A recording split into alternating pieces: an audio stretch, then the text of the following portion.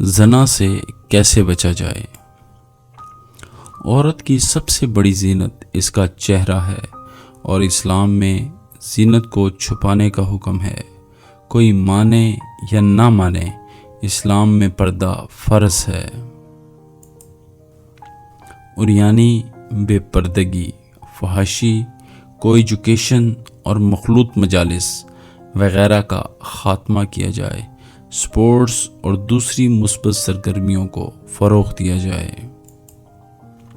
ہمارے ہاں نوکر، نوکرانیاں، ہمسایہ، قریبی عزیز بچوں اور بچیوں کو جنسی طور پر ایبیوز کرنے کی کوشش کرتے ہیں، لیکن اگر بچوں کی تربیت کر دی جائے تو وہ اس جنسی ایبیوز سے بچ سکتے ہیں۔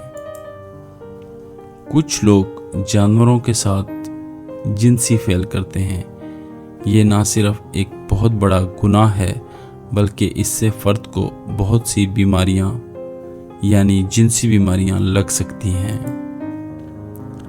اس طرح کی حرکت شہروں میں کم اور دیہاتوں میں زیادہ ہوتی ہے۔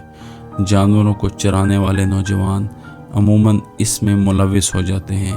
اسلام میں ایسے فرد کے لیے سخت سزا ہے۔